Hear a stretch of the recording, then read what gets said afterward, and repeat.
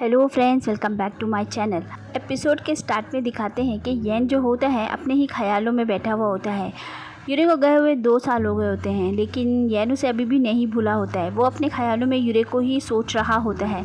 तभी सामने से कोई आती है। उसे ऐसे लगता है कि सामने से यूरे ही चली आ रही है। वो उसे देखता ही रह जाता है। गौर से देखता है तो वो सूतान होती है और सूतान बोल रही होती है कि आइलैंड मास्टर मैं सूतान हूँ। येन अपने आप को संभालता है और अपना हाथ पीछे सरका लेता है।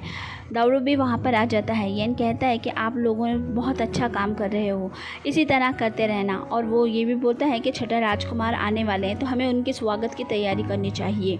येन दावरू से बोलता है कि तुमने अपना इस्तीफ़ा दिया था, लेकिन मैं चाहता हूँ कि तुम ये सब कार्यक्रम हो जाने के बाद ही यहाँ से जाओ। ये सुनकर सूतान को बहुत गुस्सा आ जाता है और वो बाहर चली जाती है। दावरू भी उसके पीछे पीछे चला जाता है। बाहर जाने के बाद सूतान दावरू पे बहुत चिल्लाती है और कहती है कि तुम ऐसा कैसे कर सकते हो, तुम यहाँ से जा रहे हो। दावरू बताता है कि मेरे पापा मुझे बहुत बड़ा शेफ़ बनाना चाहते थे। वो हर मुकाबले में मुझे भेजना चाहते थे, लेकिन मैं ये नहीं चाहता। मेरा दिल कुछ और कहता है। मेरा दिल कहता है कि मैं दुनिया में घूमूँ और बहुत सारी कुज़ीन और बहुत सारे खाने वगैरह को टेस्ट करूँ, जानूँ पहचानूँ। दावरू कहता है कि मेरे पापा जो चाहते थे वो मैंने पूरा कर दिया है, इसलिए अब मैं अपनी खुशी के लिए कुछ नया बनाना चाहता हूँ। बस इसीलिए मैं जाना चाहता था, बाकी दूसरी और कोई भी बात नहीं है। सूतान को ये सब अच्छा नहीं लगता, फिर भी वो बोलती है कि ठीक है, अगर तुम यही चाहते हो तो तुम्हारी आने वाली ज़िंदगी के लिए ऑल द बेस्ट, और जब तुम्हें घर की याद आए तो लौट के आ जाना। ये कहकर वो वहाँ से चली जाती है। अब हमें आगे दिखाते हैं कि सारे लोग जो होते हैं छठे राजकुमार का इंतज़ार कर रहे होते हैं।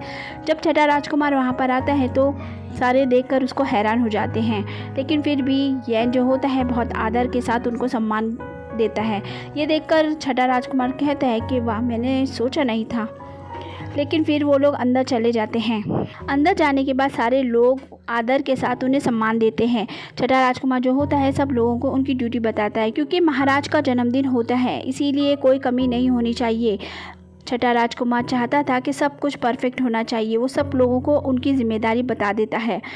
राजकुमार पूछता है कि तुम्हारी बीवी नज़र नहीं आ रही है, पिछली बार उन्होंने मुझे बहुत अच्छा खाना खिलाया था। ये सुनकर सारे लोग उसे बता देते हैं। ये सुनकर वो बोलता है कि मुझे बहुत अफसोस हुआ इस बात को सुनकर। उसके बाद वो लोग वहाँ से निकलते हैं और हॉज पवेलियन की तरफ जाते हैं, लेकिन वहाँ पर पहुँचने पर पता चलता है कि यहाँ पर कोई लड़की है जो बहुत ज़्यादा बवाल मचा रही होती है। जब वो लोग वहाँ पर पहुँचते हैं तो एक लड़की जो होती है वो अपने आप को बहुत महान शेफ़ बता रही होती है और वहाँ के खाने को बकवास कह रही होती है और वहाँ का बोर्ड भी हटाना चाहती है। इसलिए वो ज़बरदस्ती उन लोगों के साथ कर रही होती है। योमान कहती है कि ये कौन पागल लड़की है, येन तुम उसे रोकते क्यों नहीं हो।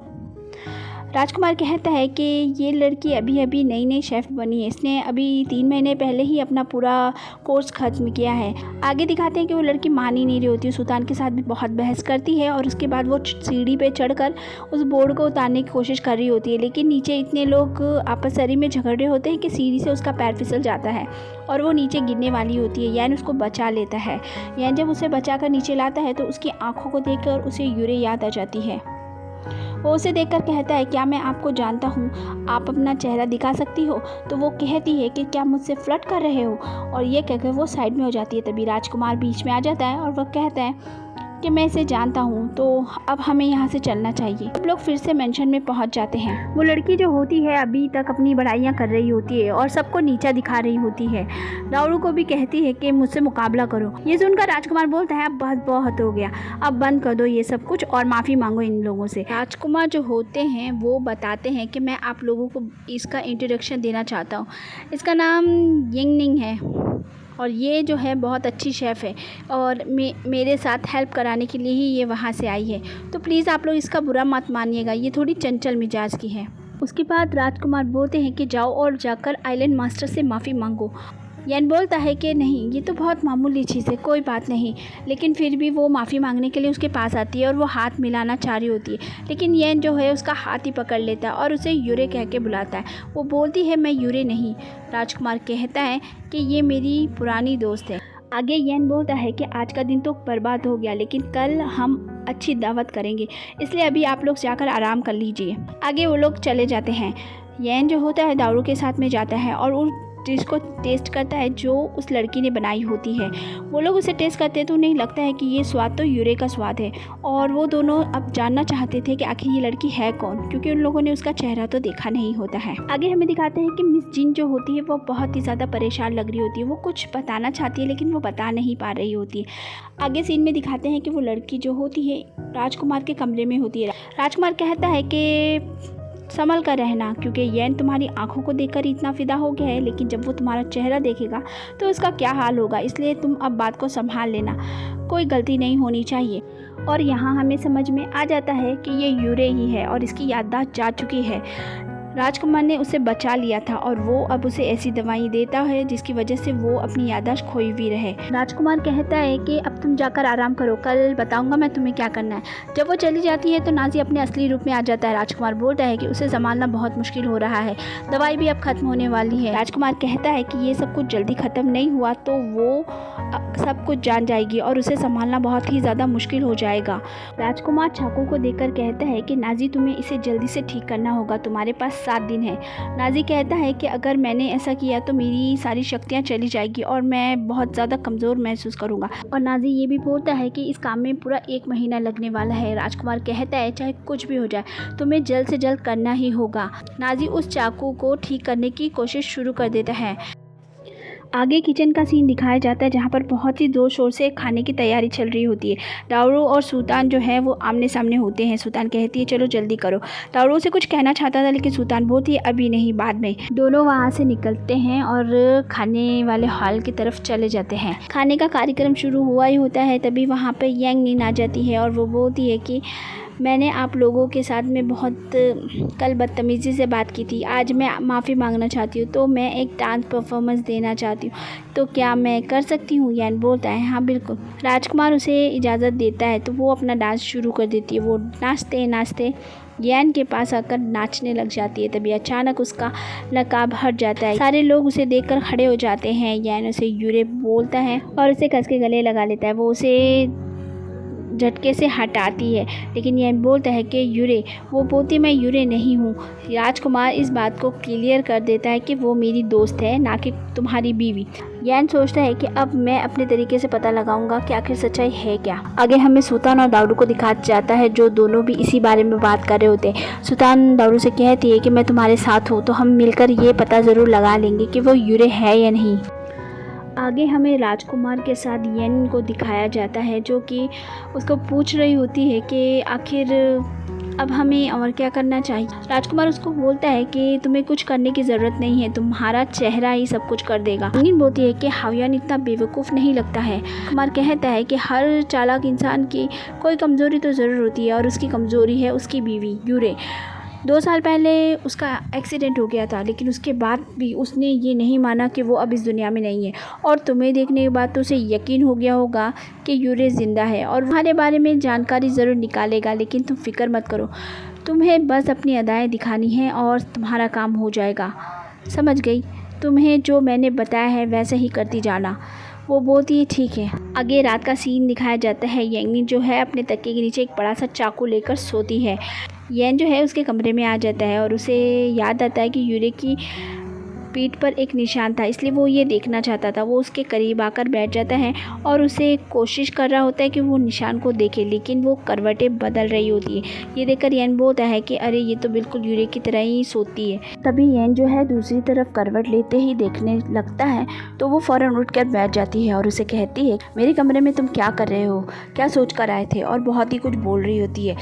येन बोलता है बकवास बंद करो, और ये कहकर वहाँ से जाने लगता है। तो वो उसे पीछे से आवाज़ देकर बोलती है कि मैं अकेली हूँ, अनाथ हूँ, इसीलिए तुम मेरा फ़ायदा उठाना चाहते हो ना। ये सुनकर यान मुड़ता है और बोलता है कि क्या तुम अनाथ हो। वो बोलती है हाँ, मुझे 2 साल के पहले की कोई भी बात याद नहीं है, मेरा एक्सीडेंट हो गया था। ये सुनकर तो यान और जानना चाहता था कि आखिर क्या बात है। वो कहती है चलो राजकुमार के पास चलते हैं, वही मेरा इंसाफ करेंगे। यान उसे पकड़कर साइड में बैठाता है और बोलता है कि मुझे पहले सारी बातें बताओ। यंग यंग कहती है कि 2 साल पहले जब मुझे होश आया तो मैं हॉस्पिटल में थी। डॉक्टर्स ने मुझे बताया कि कुछ मछुआरों ने मुझे समुद्र से बचाकर यहाँ पर लाया है।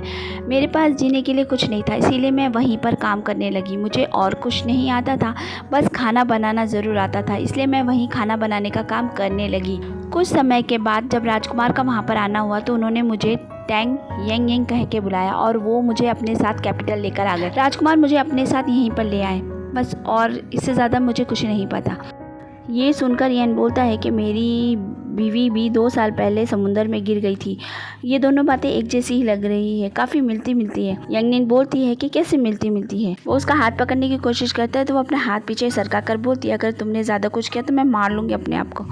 येन बोलता है कि कुछ भी मत करो यूरे, तुम ऐसा कुछ भी मत करो। वो बोलती है मैं यूरे नहीं हूँ। तो येन बोलता है ठीक है, मैं अभी के लिए तुम्हें यंगनिन ही बुलाऊँगा। वो उसे जाने का इशारा कर देती है और येन वहाँ से चला जाता है।